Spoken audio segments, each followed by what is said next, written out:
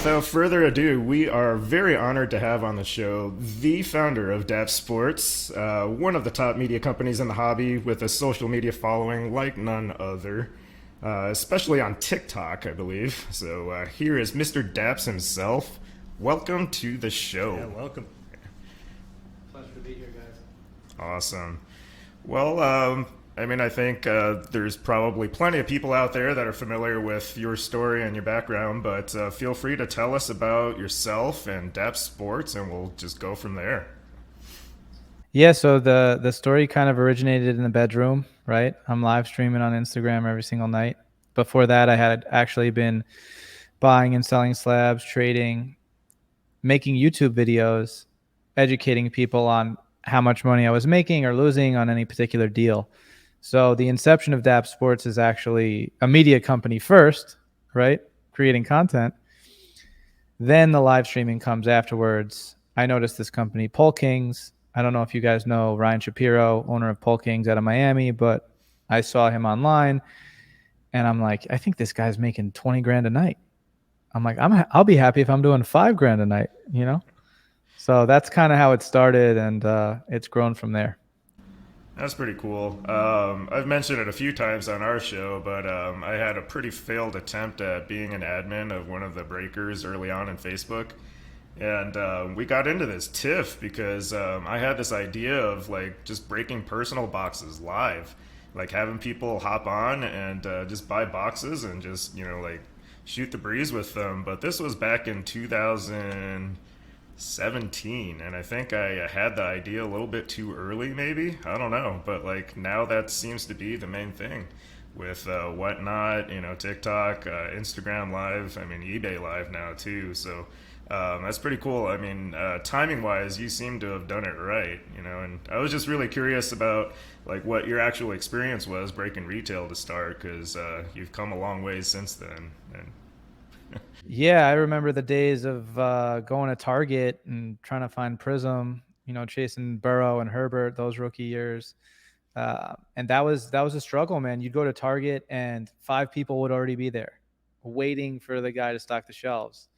And it was I was lucky and I was fortunate that the people who went to Targets or the ones by me, they were extremely polite, courteous. Everybody would kind of just split whatever the haul was. So if there was 20 blaster boxes and there was 5 people, they're like, okay, well, I'll each take 4, right? Then I end up meeting a guy from the Midwest, and he's running breaks out of his house too, and he starts shipping me from his local Targets. And this is Mosaic, Zion, Jair. That's the timeline of this. And I'm just ripping mega boxes open and maybe making $10 a box, and I'm happy because if I can sell 5 boxes a night, it's $50 a night, right? And then a couple weeks later, I'm making $100 a night, and a couple months later, I'm doing $500 a night in profit, and it became very addicting, and I'm just very passionate about it. I've always been a sports fan. My grandfather is or was a scout for the New York Jets, so always been a big football fan, and I had all this useless information in my head about statistics, but on a live stream, everybody wants to talk about that useless information, right? Right. What a perfect opportunity in a timeline, right, to get into ripping. It was such a unique period in the hobby during those years that you mentioned where, people were lining up and chasing all those boxes. So an excellent story on how to really be opportunistic and build from that. Very impressive. yeah, and so from there, what was your goal, I guess, for what you felt like you could bring differently to the hobby? Well, I tell this story a lot, and the story is I saw all of these Instagram accounts, and what they were in the hobby was pictures of slabs, raw cards, people's collections, everything that people collect. And you should be proud of what you collect, whatever it is, and want to take a picture of it. But I'm in LA, I'm around a lot of Instagram influencers and people who are creating content constantly. And I kind of just fall into this group of people who film skits for fun. So I'm regularly on camera or behind the camera helping with editing or video production. And I noticed that the hobby didn't have any of it. So from my angle, I'm thinking this is a tremendous space that I can kind of take over just because there's no competition. So, not to say there wasn't any, but not a lot, right? And when you're not competing against a lot of people, it's easier for more visibility, more people to see you, to grow your audience. So anybody who started shooting skits, you rode the Instagram wave of popularity and people joining the app, right? And then TikTok comes along 5, 6, 7 years later, same thing happens. And now I'm friends and shooting content with a lot of these people who are starting TikTok accounts back then, and they have 300,000, 500,000, a million followers. And I felt like I was late to the party. And then I started an account and mine grows relatively quickly. And I think there's been a lot of disrespect towards TikTok from both the younger and older generations, that it's just teenagers dancing on the app. And it's an algorithm. It's an algorithm the same way Instagram is. If you like sports content, it's going to feed you sports content. If you like stupid cat videos, it's going to feed you stupid cat videos. So, and there'll be another app that comes along in 5 years that everybody runs to, right? And it's just being a little bit ahead of that wave that's about to, take off.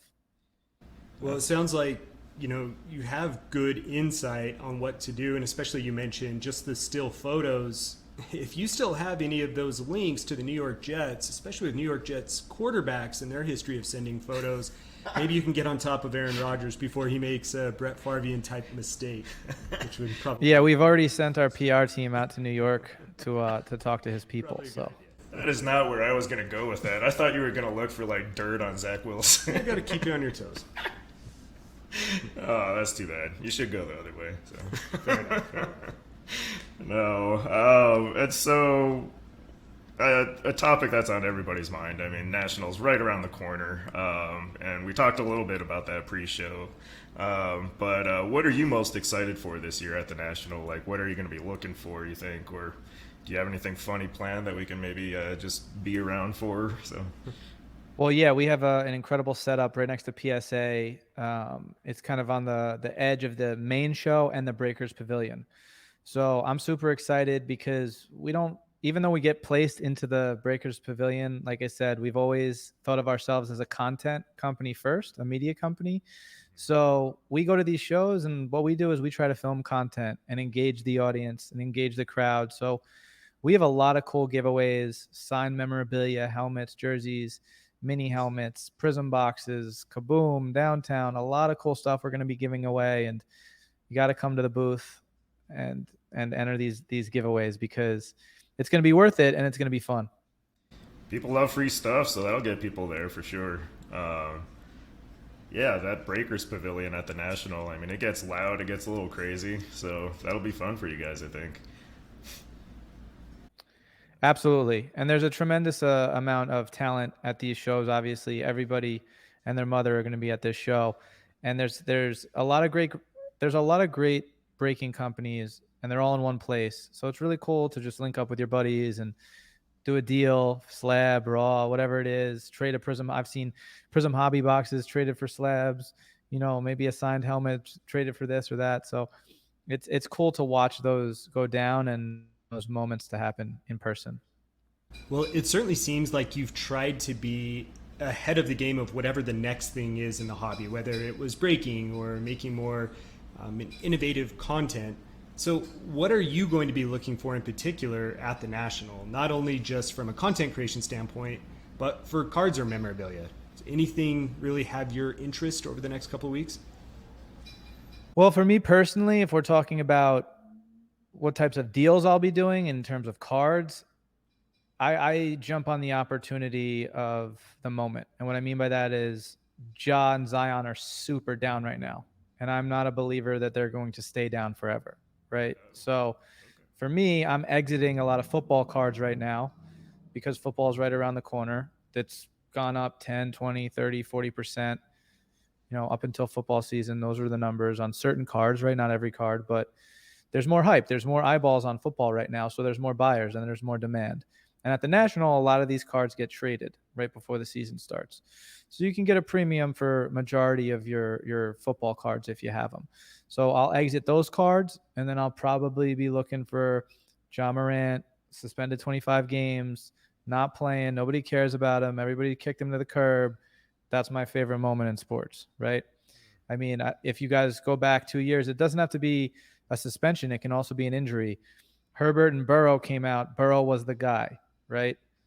2 months into the season, Herbert took it from him. Herbert was the guy. Joe Burrow, I think he tore his ACL or whatever the injury was.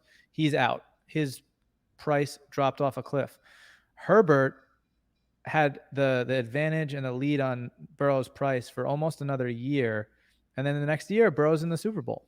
So now Burrow has regained the title, so to speak, of that draft class. But now you have Jalen Hurts, too, to worry about. Is Tua healthy or not? We don't know. But I'm always looking at opportunities in the sports market based on injury, based on suspension, based on timing. Off season's a great time to buy as well, right? So, Jaw's just so interesting. Just to follow a comment there, Adam, the Real 27 guy, he talked about on his basketball card podcast recently that he sold his Eminence autograph and took a massive hit on that card because of really what you just said. And I think everyone's seen the talent there with Jaw.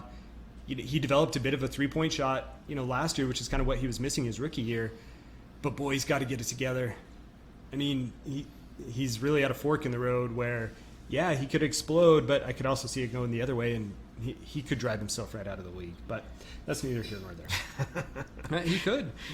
Well, you said off-season, too. I mean, I'm kicking myself for not scooping up my boy Luis Robert during the off-season. I was like, his prices are just stupid cheap. And, of course, now he's an all-star, and I kind of whiffed on that. So, but, yeah, I mean, there's just going to be so much stuff to look for at the National.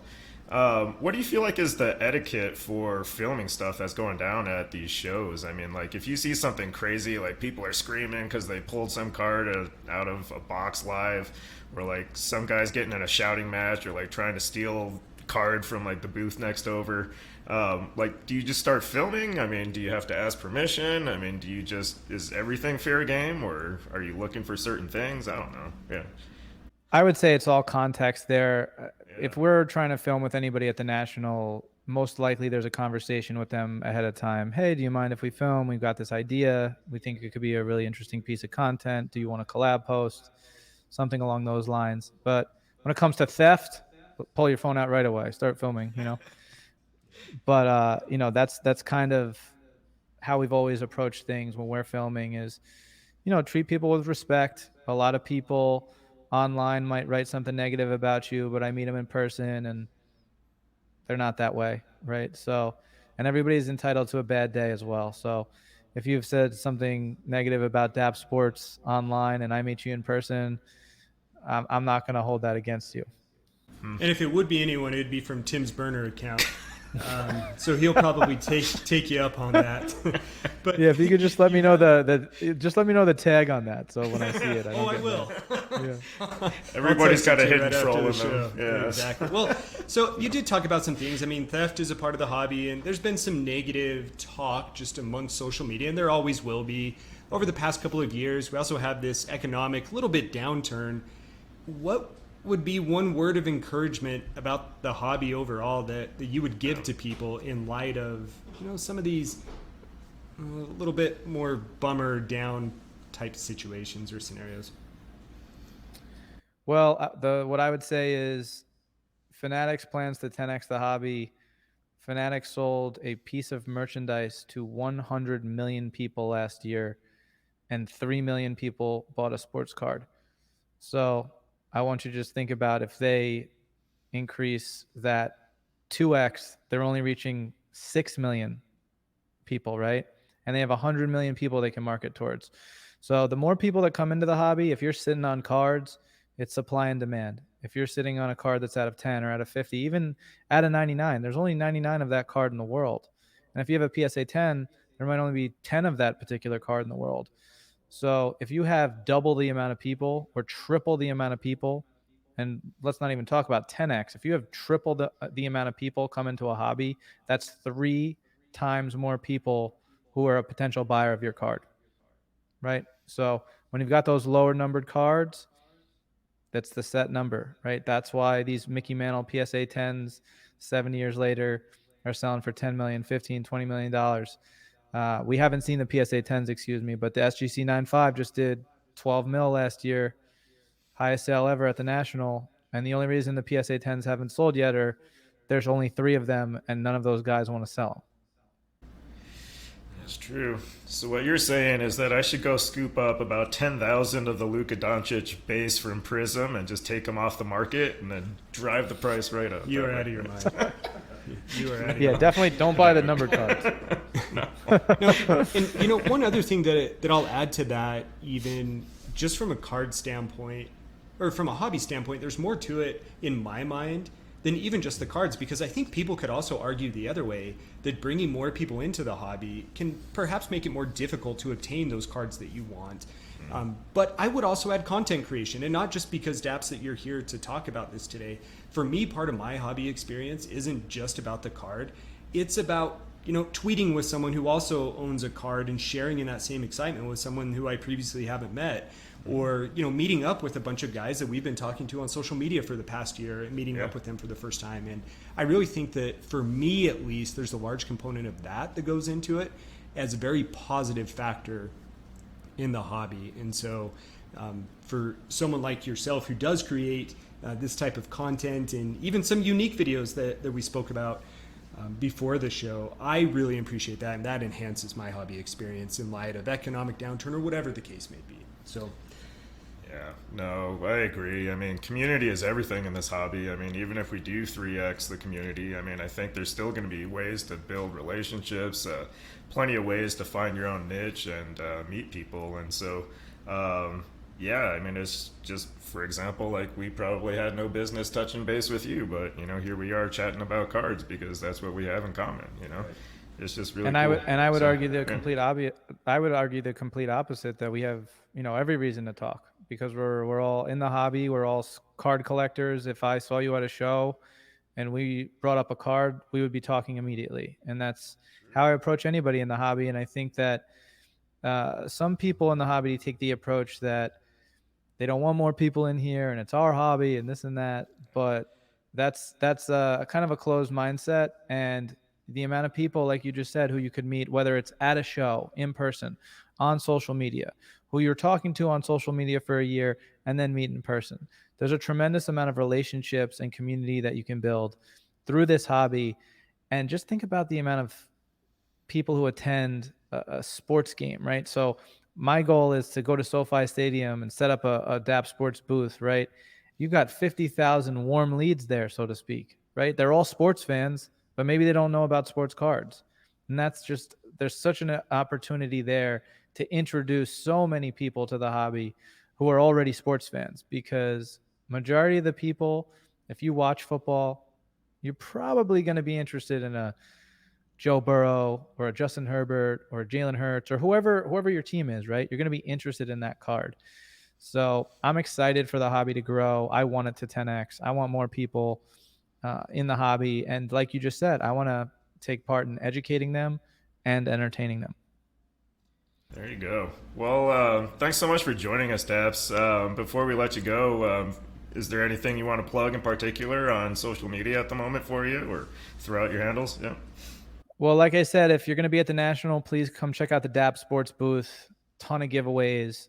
But if you're interested in entering a break any night of the week, we are pretty much live 24/7 on Dappz Sports and Dappz Sports Breaks, both channels on TikTok.